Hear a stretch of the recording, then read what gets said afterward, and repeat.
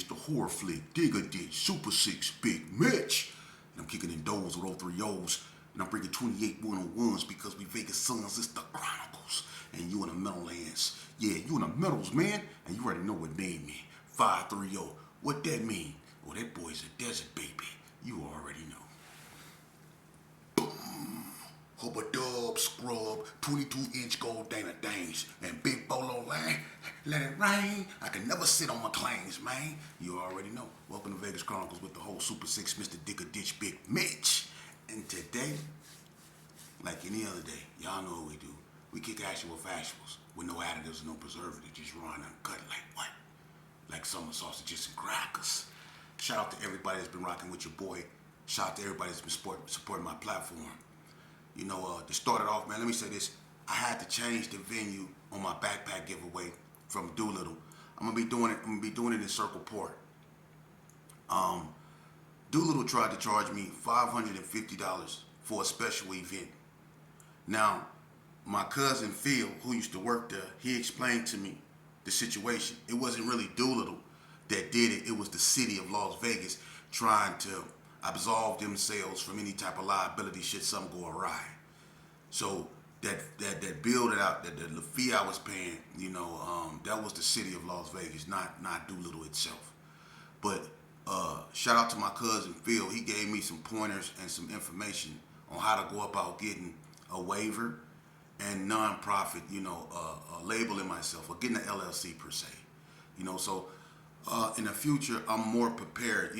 When it comes to this positivity thing, man, and what I'm pushing, this new narrative, I'm a baby in this.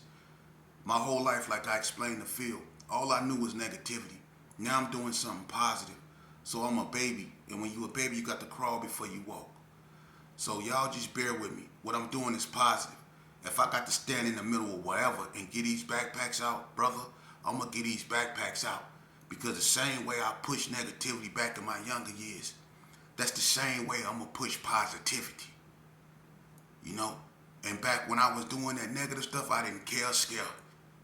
And that applies when it comes to positivity. I don't care or scare. So when it comes to the youth who I'm focused on, I'm going to get it done by any means necessary because God got my back. And he the one putting it on my heart to do this. So it will get done. And with that being said, July 19th, Saturday, from 10 to 2, y'all bring y'all kids, spread the word, come to Circle Park. We got shoes. I'm going to be raffling off a bike. We got hygiene.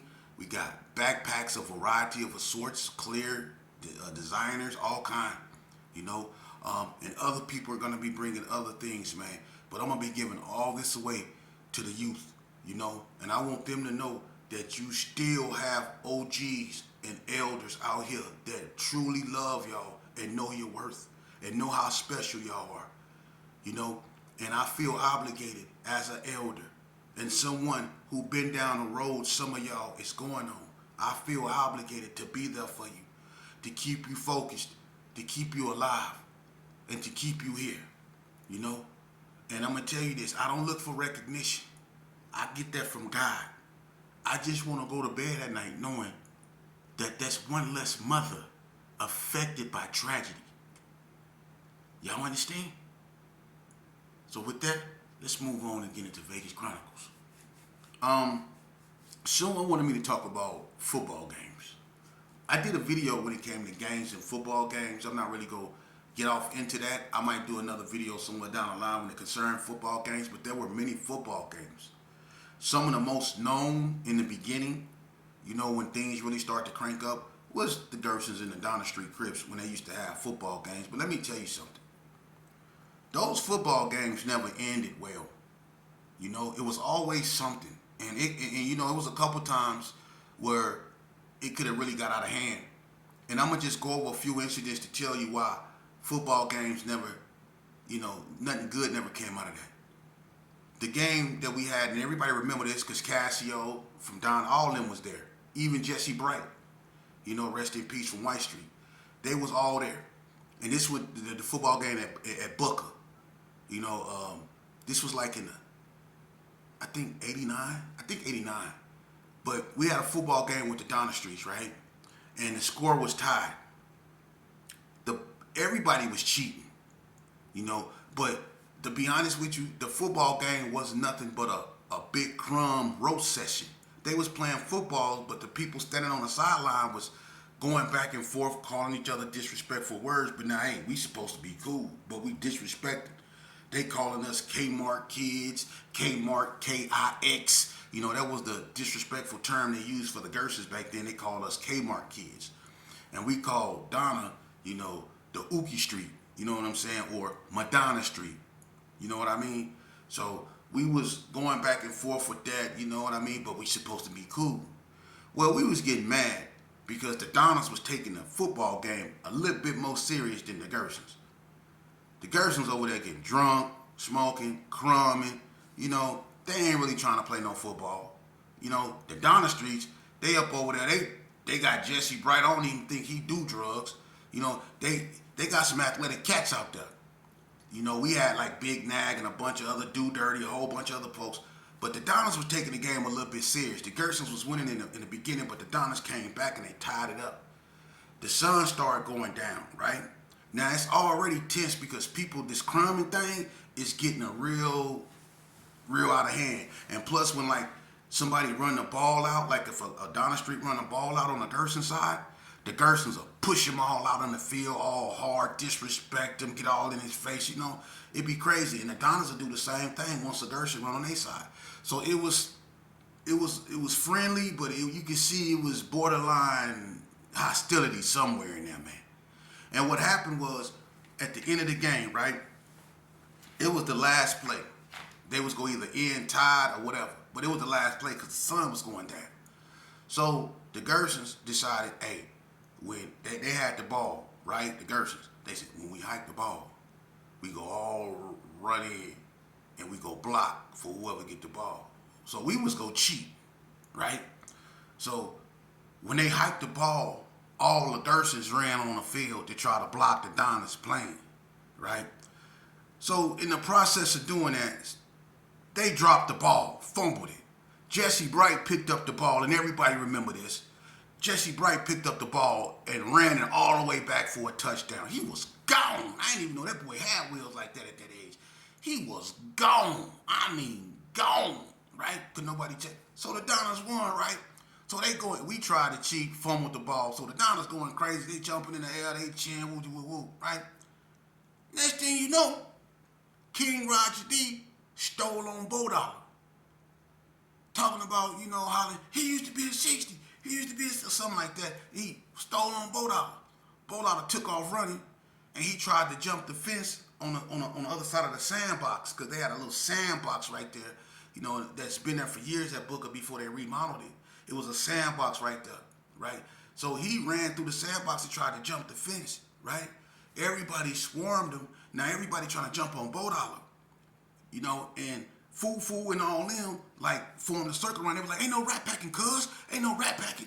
And they was trying to, you know, bomb on Bo Dollar. So it was a big old thing. Now the police out there, everybody skirmishing. You got fights over here, fights over there. And you got some Donna Streets like Charlie Mack and all them. They trying to stall it out, trying to be, you know, make the Donnas get in the car and go, trying to stop, you know, the feud. But you can see right then and there that things wasn't going to work out. Now, whatever they was trying to jump on Bo Dollar was about, I grew up with Bo Dollar. You know, I remember I met Bo Dollar in 1986, 1987. It might have been 87 in Elko. Bo Dollar was from Menlo Gangster or something like that in California. This before Donna even came out. You know, so I don't know nothing about whatever he went through. I just knew he was from Menlo. Now, anything after that, I don't got nothing to do with. But he became a Donna Street. And some people say they knew him from somewhere else and they tried to jump on him. The Donnas wasn't having it. That could have ended the relationship right then and there, you know. But like I say, it's strong family ties and people was able to mediate. And another incident happened on Donna. Two, actually. One was when Corey Moe from the Gerson tried to tackle, I think, Foo. And he accidentally, you know, he broke his neck. But when he was on the ground, the Donna Street females, they started laughing. Now, Simo was really hurt. Foo didn't try to hurt him. He just tried to tackle him, and it was just an accident. But when he was on the ground hurt, the Donna Street females, you know, they started laughing, like really laughing. And it wasn't funny no more. So I think it was Lil Bread, and I don't even want to say this cat name because but anyway, Pipe and a few more, right? They went over there and they started bombing on the females and beating up the females. And that's when Dan Loke ran. I think that was the incident when Dan Loke ran and got them things. You know, so it almost went down right then and there behind C-Mo. And then, that was at Jim Bridget. Across the street from Jim Bridget I think was a year-round school. I forget what it's called. But it went down over there too. And that's when everybody drew down on each other. And if a roach would have sneezed, everybody would have been gone. You know? And that ended bad. They ended up drawing down on each other. And look, after the situation happened, when the Gersons was leaving, certain individuals was in a U-Haul. They was barking and fat-mouthing at the Donnas, banging on the Donnas as they was leaving. The Donnas blew on them and popped one of them. A Gerson. Well, he ain't really no Gerson. He ain't from the Gerson. But it was a cat that got popped in his chest. You feel me? Behind that. The Gersons didn't go to war because, I'm going to leave that alone. The person that got popped wasn't worth going to war over. So the Gerson didn't go to war. And I'm not trying to be disrespectful. That's the honest to God truth. Because if he was worth going to war over, they would have went to war. If they would have popped anybody else, it'd have been some, you see? But the fact that that person got popped, they wasn't tripping. But like I say, did nothing good come out them football games. And every time the Gersons and the Donnas had a football game, the 60s was always coming through there. The 60s was always coming through there to light it up or coming through there to look and then come back and light it up. They had a situation on Donna when the 60s came through there with some pit bulls. And was finna let the pit bulls out on everybody. It was just wild, but nothing good never came out them football games, man. For real, nothing good. Whether it was the Gersons against the Bloods or whoever, it was always an issue, man. And it's because of egos. Some people don't like to lose, and some people don't really come to have fun. Some people come to wait for something to happen just to get into it, because everybody don't be with the peace, man. That's how it is. When the truce was happening, I wasn't with the truce. I wasn't used to seeing Bloods, Crips, and all that in the Gerson. I'm not gonna lie, I wasn't with it. I was bitter, I was angry, because if we weren't out here at each other's throat, what do I have? All I had was gangbanging, and that's the problem. A lot of these youth grow up thinking that's all they have, that's all there is this lifestyle. Gangbanging to you youth out there is very seductive, just like music. It'll lure you in. Yeah. Some of y'all, you can't fight. A lot of y'all don't want to fight. You be scared to fight. Then you get around in these group of dudes that love to fight, and some of them can fight, and they'll fight for you. See, they give you that false sense of security, and they'll do all this here until you cross one of them, until one of them have a thing for your girlfriend. You see, that's what a thin line lies. So these same people that you were seduced into hanging with and believing that they was your brothers, they will cross you just as fast, if not even faster, as the people that you deem your enemies. Think about it. You go ask Ann Crip, I don't care where you from, but we in Vegas right now. Ask Ann Crip in Las Vegas, why you hate a Blood? Let's take this because he shot the homie type stuff, all that. Let's take that out of there. Because people get shot all the time, and some of your homeboys get shot, and you don't even do nothing. You don't go to the funeral, you don't pour out no liquor, you don't do nothing. You just go on like it's just another day because you and that person that got unalive didn't get along. But you don't have the same emotions as the other homie that got killed. You see? You pick and choose who you want to cry over. You see? But let me tell you something. Let me tell you youngsters something, man. You ask any Crip why he hate a Blood. Why y'all hate a Blood? Is it really because he wear red? Is it really because he from over there? If that was the case, why y'all mess with they women? Why do Crips mess with Blood females? Why do Gershon mess with 6-0 females? And don't tell me it don't happen. It happen all the time. But why y'all really despise one another? Could now one of them cats give you a real, sensible, definitive answer? Because they don't know. And I just don't want you to be over there in high desert, because that's where they moved Death Row, to high desert. I don't want y'all to be stuck in high desert in a room on death row, sitting on your bunk, thinking after the 18th year of being on death row, dang, why do I hate Bloods? Or why did I do what I did? See, that's what a lot of people find themselves doing, man. And I'm trying to prevent that. I'm trying to prevent y'all from falling down, like that. Because some people, when they fall down, they can't get back up. And when you sitting over there on death row, brother, you fell down. And 9 times out of 10, you not getting back up. I'm trying to stop that, man.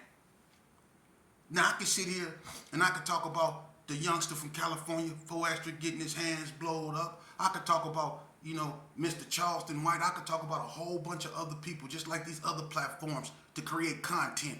But I don't want to be a content creator. I want to be a solution creator. I live in the real world. I don't live in this fictitious internet world. I don't do that, man. I'm a real man. And I stand on truths. And my truth is that if we don't do something about our situation, our problem, we go cease to exist, man. We ain't going to have no future, because we losing our kids at an alarming rate. And if that don't have us marching, if we march about anything, it should be the unaliving of our children. Look at what we raising. Look at what the mothers is up against. They don't stand a chance. The father not there. They got to carry all this all by themselves. Try to hold down a job. Y'all really don't look at what women go through. They got to get up.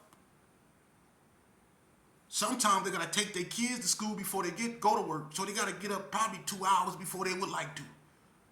They got to go through all this, get the food together. They got to make sure the bills paid. And then some of y'all bad. They got to go up to school. Some of y'all so bad they got to take off from work. FMLA off from work. Just to come address your problems at school, because they don't got no father. And the sons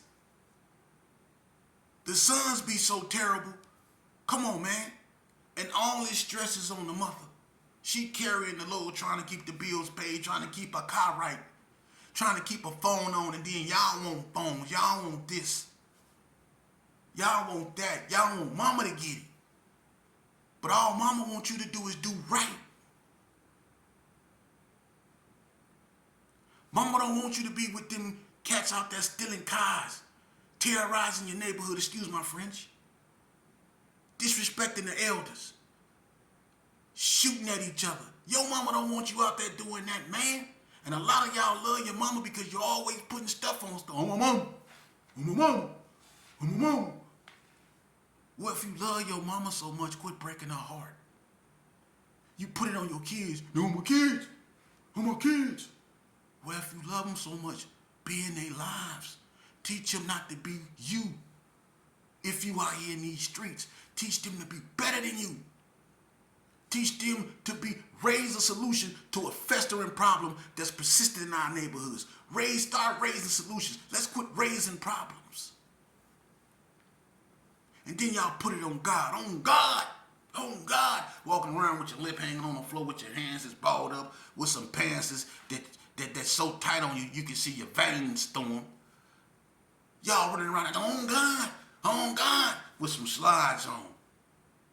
Or some Crocs.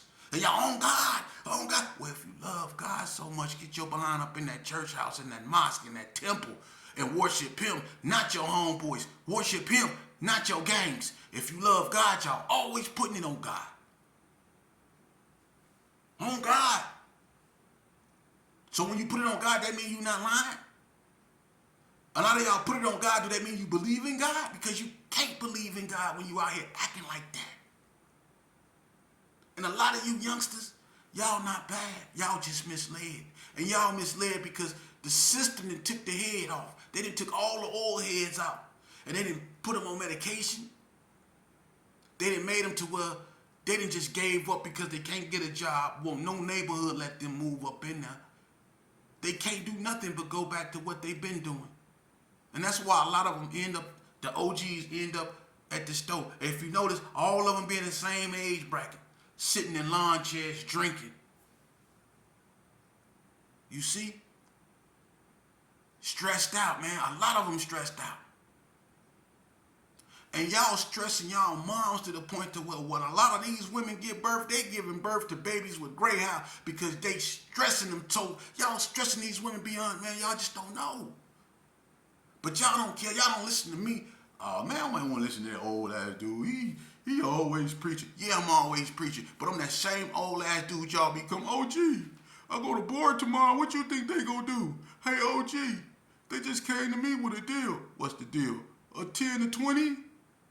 What should I do? See, I'm that same OG y'all be running to when y'all caught up. But now that everybody free, I'm that old ass N-word that's always preaching. Just like when y'all be in the jailhouse, and I'm going to tell you youngsters, these dudes y'all be worshiping out here, oh yeah, they tough. They got S's on their chest poked out. They down with Dre with the AK. They Mr. Icky with the blicky. But I tell you this right here, in that county jail, when they looking at that L, life, they be walking around with that Bible. Swear to God, they be walking around with that Bible on God. Ain't no every verse up in there. You can't cuss around them. They done made them a cross out of some yarn. Yeah, they brush their teeth now regularly. Yeah, they be sitting up there, be sitting up right now. They got Vaseline on their face. They be like this here. When they looking at all that time. But when they out here on the street, now they looking at the thing like this here. I can't stand this. Yeah, I'ma preach. Because I think the youth worth it. Just because you gave up on yourself, that's weak. Following behind a bunch of dudes that don't mean you no good. They don't love you. They love the need of you. But that's weak. Because your mama brought you here to stand up on your own, man. Chase your own tail. What you running behind somebody else for? Be an innovator. Be a leader. Be a motivator. Don't be no follower.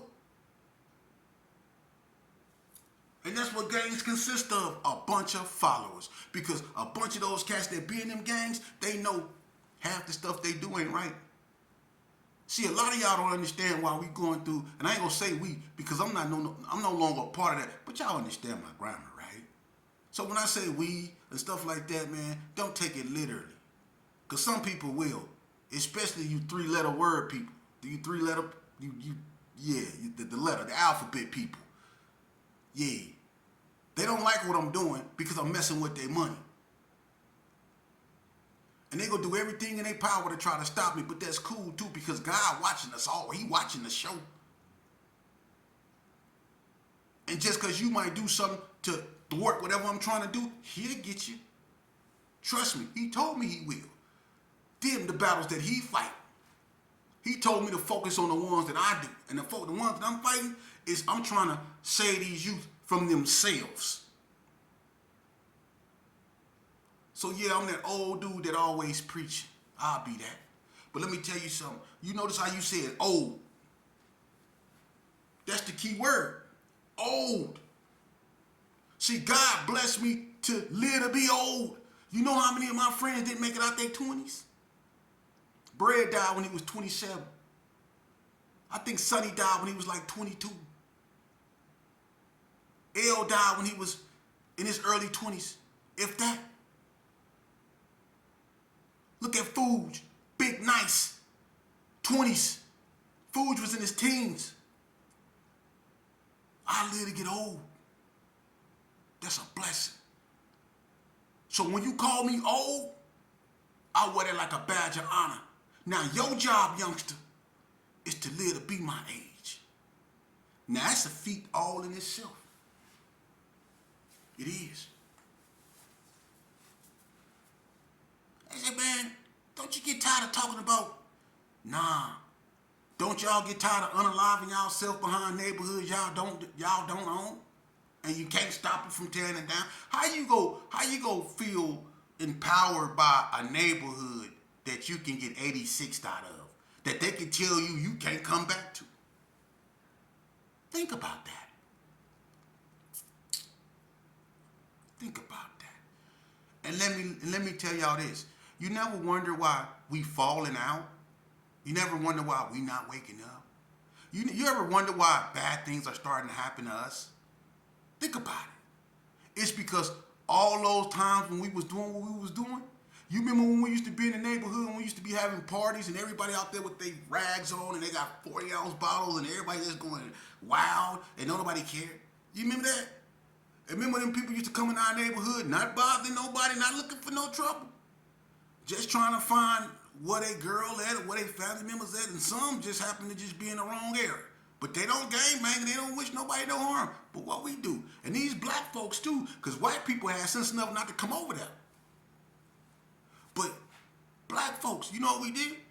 We jumped. Where you from, homie? Oh, I don't gang bang, man. Oh, you don't gang bang? No. Then we check their pockets. You better not even look like you finna put up any form of resistance. We gonna smash you. We gonna do you in. We gonna beat you. For what? Nothing. For nothing. We don't think about what we done. We don't think about the person we hurt. We just go on about our business. And we make this a daily norm.